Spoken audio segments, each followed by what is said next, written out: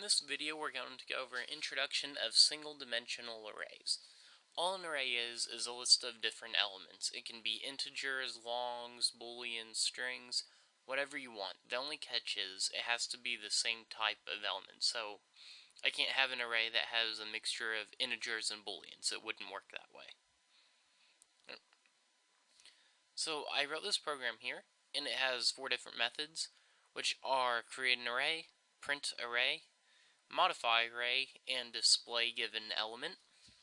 I'm just going to go through how each one of these works. In the first method, create an array, we first declare our array. We do that by saying our array type, which in this case is int. We have our boxes right here that tell the computer it's an array.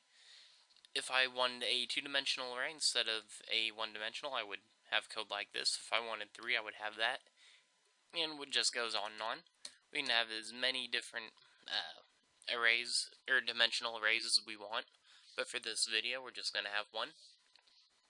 After that, I have the array name, which is my array. And then I say equals new integer, because that's the type that it has to be. And inside here, 15 isn't a data value for the array. All it's saying is that this array is going to have 15 elements that are integers. Alright, we'll come down to the next line, and here is where I actually put values in them. Here, int n, I'm just declaring my integer, so I could declare it down here, but the code gets a little redundant if I do that. Then this for loop creates a number and populates the array with that. So I start with the 0th element in the array. Most people would call it the first element, but in computer science it's called the 0th. And inside here, my array, the 0th element, equals whatever number randomly generated. It then increments I right here. And then this I, the second time it generates a new number. And then it goes through again, and the I right here would be 1, so it assigns a number for the first element. It increments I, and then generates a random number, and then assigns that number as the second element. And for the purpose of this video, I just have numbers between 0 and 10 exclusive, so 0 through 9 are what it can end up at. The for loop knows when to stop because it gets to the end of the array, which is my array.length. In this case, it will be 15. Then to display a given element of the array, what we do is say we want to display the first element. We just tell it to print my array. Then inside these braces, we put whichever number element we want to display. I didn't actually have to declare n up here. I could have just typed in 1. Like, if I typed in 1, it would then display the second element. But this is the way I'm doing it for this program. We can modify our array. There are many things that you can do to modify it. In this case, all I'm doing is switching 2 elements. It switches the 0th place and the first place. To do that, I have to declare a temporary variable and basically make a circle with the 3 elements I want to switch, or with the 2 elements I want to switch. Because after declaring the temporary variable as the first place in the array, I then make the first place in the array equal to the 0th place. So this time, both the first and 0th element are the same. They're what the 0th originally was. And then I take whatever my first element originally was and put it inside the 0th place, so they've switched. And then I print out here telling the user what these elements now are. And then the last method I have is print array. And this right here, just for int I equals 0, I is less than my array.length, I++. It goes through and it prints each element in the array in order. So let's go up here to my main method and we'll run this program. So it's almost ready to run. All I have to do is type in create an array. And the code will go right here, create an array, and then we'll trace the results through here at the bottom. So hit Shift F6 to run it. Alright, not all of these data points are actually inside the screen of this video. Let me modify this code real quick. Let's see.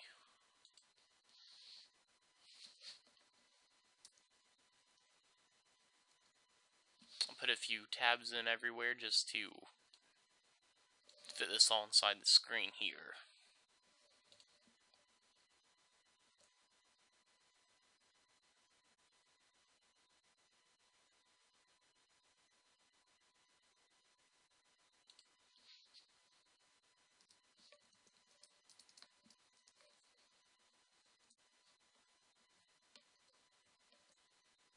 Alright, sorry about that hiccup.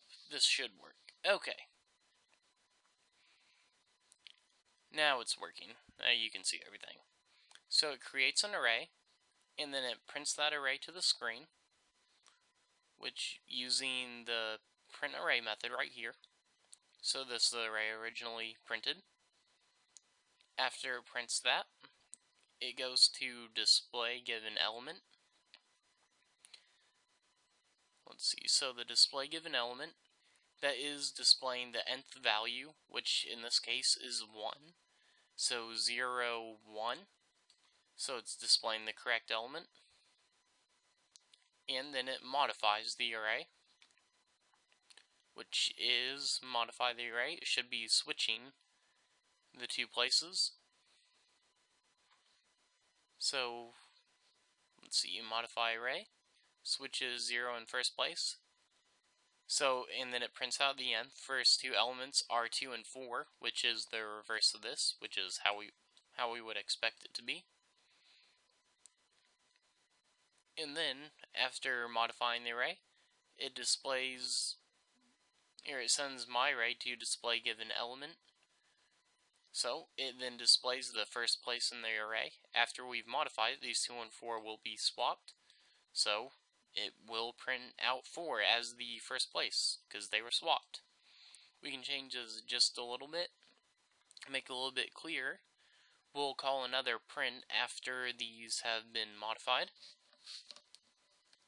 So we'll actually print array, and we'll pass in my array into that.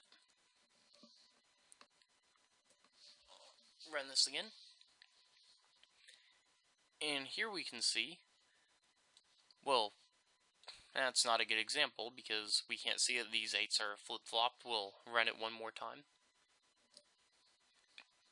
Okay, here it is.